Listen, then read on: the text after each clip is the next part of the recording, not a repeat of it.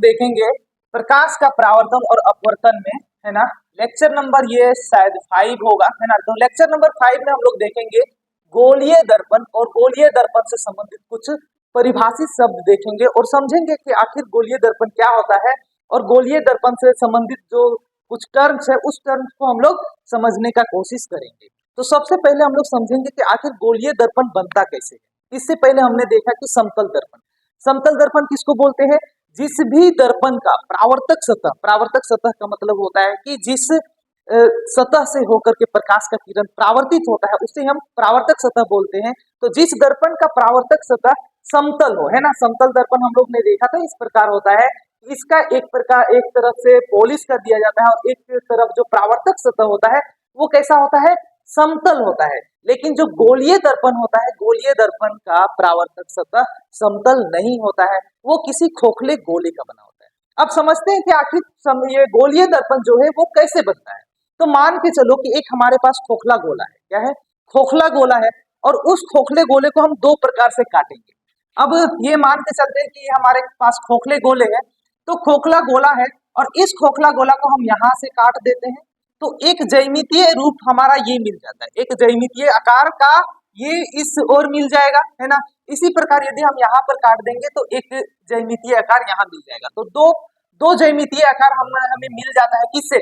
खोखले गोले को काटने से। अब खोखला गोला यहाँ पर लग नहीं रहा है देखने से कि आखिर खोखला गोला होगा कैसे, लेकिन आप कल्पना कर सकते हो कि एक टेनिस का बॉल ले लो, है ना, टेनिस का खोखला टेनिस का बॉल। टेनिस का बॉल क्या होता है कि अंदर से खोखला होता है, तो यदि आप काटोगे, है ना, तो वो कैसे बनेगा? एक कड़ाही आकार का बनेगा। जिस तरह कड़ाही का बनता है ना, सेम उसी टाइप का बनेगा आकार। ऐसा इस तरह बनेगा कि ये पूरा सतह होगा और वो थोड़ा सा अंदर की ओर धंसा हुआ होगा, है ना। तो जब हम खोखले गोले को काटेंगे, है ना, तो दो तरीके से काटते हैं, एक यहाँ पर काटते हैं, एक यहाँ पर काटते हैं। अब इस तरह हमारा एक ज्यामितीय आकार मिल जाएगा, एक इस प्रकार हमारा ज्यामितीय आकार मिल जाएगा, एक दूसरा इस प्रकार ज्यामितीय आकार मिल जाएगा। अब हम जानते हैं कि जब भी हम लोग दर्पण बनाते हैं तो दर्पण बनाने के लिए क्या करते हैं कि यदि ये पारदर्शक खोखला गोला है तो हमें उसे एक तरफ क्या करना पड़ेगा? पॉलिश करना पड़ेगा, तब ना वो प्रावर्तक सतह बनेगा। तो एक तरफ हम पॉलिश करेंगे।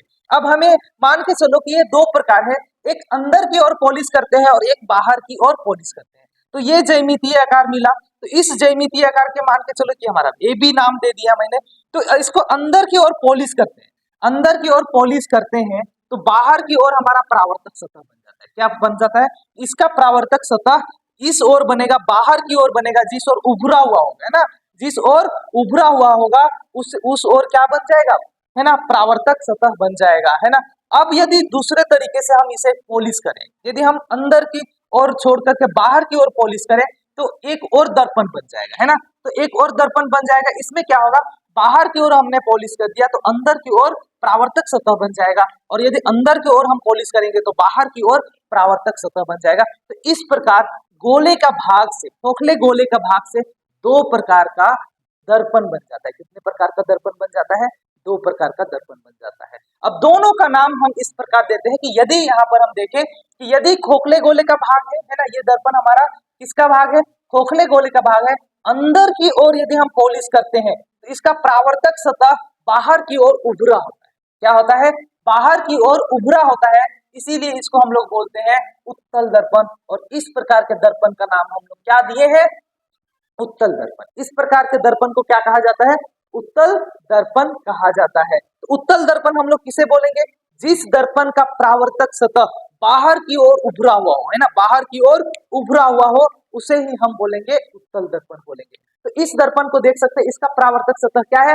बाहर की ओर क्या है? उभरा हुआ है। तो जिस दर्पण का प्रावर्तक सतह बाहर की ओर उभरा हुआ हो उस दर्पण को उत्तल दर्पण बोलेंगे। इस प्रकार के दर्पण को ही उत्तल दर्पण बोलते हैं। तो आप चाहे तो, है ना, पॉज करके आप लोग परिभाषा लिख सकते हैं। अगला प्रकार का दर्पण क्या है? अब यदि अगला प्रकार का ये भी हमारा ज्यामितीय आकार क्या है? खोखले गोले का ही है। यदि इसे हम बाहर की ओर पॉलिश कर देते हैं तो इसका अंदर की ओर जो है वो प्रावर्तक सतह बन जाएगा। अंदर की ओर क्या बन जाएगा? प्रावर्तक सतह बन जाएगा। तो इस प्रकार का दर्पण को हम बोलेंगे अवतल दर्पण। क्या बोलेंगे इसको? अवतल दर्पण बोलेंगे। अव का मतलब होता है धसा हुआ, है ना। तो जिस दर्पण का परावर्तक सतह अंदर की ओर धसा है ना, इस पे देख सकते हैं कि अंदर की ओर परावर्तक सतह धसा हुआ है। तो जिस दर्पण का परावर्तक सतह अंदर की ओर धसा हुआ है उसे हम अवतल दर्पण बोलते हैं। क्या बोलते हैं? अवतल दर्पण। तो अवतल दर्पण का मतलब ये है कि अंदर की ओर धसा होना, है ना। तो इस प्रकार गोलीय दर्पण कितने प्रकार का होता है? दो प्रकार का होता है। एक होता है उत्तल दर्पण जिसमें परावर्तक सतह बाहर की ओर उभरा हुआ होगा, है ना, बाहर की ओर उभरा हुआ होगा, उसे उत्तल दर्पण बोलेंगे। और दूसरे प्रकार का दर्पण हो जाएगा वो अवतल दर्पण हो जाएगा, है ना। क्या हो जाएगा? अवतल दर्पण हो जाएगा। और इस प्रकार हमारा गोलीय दर्पण दो प्रकार का हो जाता है, उत्तल दर्पण और अवतल दर्पण। अब एक चीज ध्यान देना है कि जो दर्पण होता है ना, इस चीज पर ज्यादा ध्यान देना है कि जो दर्पण होता है तो वो दर्पण एक ज्यामितीय आकार का है और किसी खास ज्यामितीय आकार का है, और वो भी किसी खोखले गोले का ही भाग है। ऐसा नहीं है कि इसे हम उठा के लाते हैं और दर्पण बना देते हैं, वो किसी खोखले गोले का भाग है। अब गोला में क्या क्या होता है?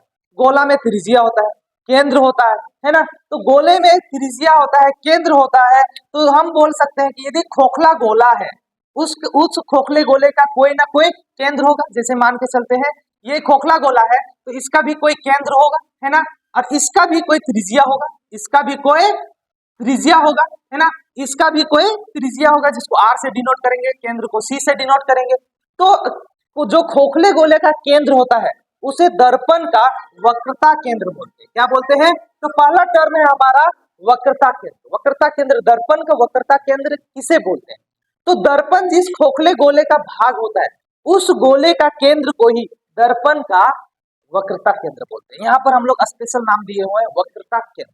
वक्रता त्रिज्या क्या होता है? दर्पण का वक्रता त्रिज्या क्या होता है? तो वक्रता त्रिज्या को आर से डिनोट करते हैं।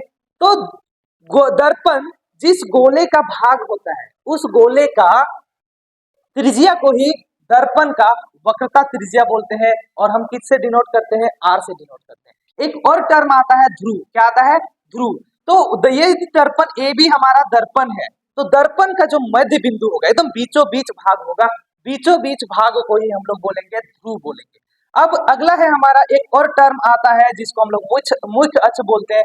मुख्य अक्ष किसको बोलेंगे? तो वक्रता केंद्र और ध्रुव को मिलाने वाली रेखा को ही हम लोग क्या बोलेंगे? मुख्य अक्ष या प्रधान अक्ष भी बोलते हैं। तो दर्पण से संबंधित कुछ परिभाषित शब्द है जो जो जो हम लोग ने यहाँ पर देखा वही यहाँ हमारा परिभाषित शब्द है, जैसे कि ध्रुव, है ना। तो दर्पण का ध्रुव किसको हम लोग बोलते हैं? तो दर्पण का ध्रुव, तो दर्पण का मध्य बिंदु को ही दर्पण का ध्रुव बोलते हैं। यदि ये हमारा ए भी हमारा क्या है? दर्पण है, मान के चलो ये हमारा क्या है? दर्पण है। तो दर्पण का जो एकदम बीचों बीच भाग होगा उसी को हम लोग ध्रुव बोलेंगे। इंग्लिश में इसे पोल बोलते हैं, इसीलिए पी से डिनोट करते हैं। किससे डिनोट करते हैं? पी से डिनोट करते हैं। तो दर्पण का मध्य बिंदु को हम लोग क्या बोलेंगे? ध्रुव बोलेंगे। दूसरा परिभाषित शब्द है वक्रता केंद्र, है ना।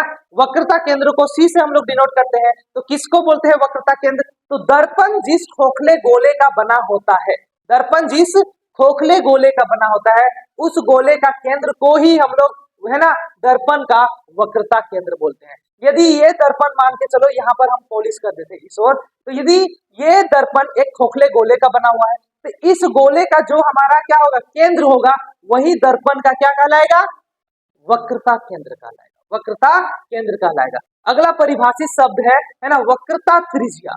तो यहाँ पर हम लोग ने देखा है ना कि ये जो दर्पण है वो किसी खोखले गोले का बना होता है, इसका एक त्रिज्या होगा और उसी त्रिज्या को हम लोग बोलेंगे दर्पण का वक्रता त्रिज्या, है ना। तो दर्पण जिस गोले का बना होता है उस गोले की त्रिज्या को ही दर्पण का वक्रता त्रिज्या बोलते हैं। और वक्रता त्रिज्या को हम लोग किससे डिनोट करते हैं? है ना, आर से, है ना। इंग्लिश में इसको रेडियस ऑफ कर्वेचर बोलते हैं और वक्रता केंद्र को इंग्लिश में सेंटर ऑफ कर्वेचर बोलते हैं। अगला टर्म है मुख्य अक्ष। मुख्य अक्ष किसको बोलते हैं? तो यहाँ पर वक्रता केंद्र जिसको हम लोग सी से डिनोट करते हैं, यहाँ पर मध्य बिंदु जिसको ध्रुव बोलते हैं, पोल है। अब वक्रता केंद्र और ध्रुव को मिलाने वाली सीधी रेखा को ही हम लोग क्या बोलेंगे? मुख्य अक्ष बोलते हैं, है ना। तो दर्पण का वक्रता केंद्र और ध्रुव को मिलाने वाली रेखा को ही प्रधान अक्ष या मुख्य अक्ष कहा जाता है ना। तो यहाँ पर हमने देखा, क्या देखा, है ना, गोलीय दर्पण कैसे बनता है, गोलीय दर्पण के कितने प्रकार होते हैं। उत्तल दर्पण होता है और एक अवतल दर्पण होता है, और गोलीय दर्पण से संबंधित जो कुछ शब्द हैं, जुड़े हुए शब्द है, उस शब्द को हमने देखा और उसके परिभाषा को हमने देखा।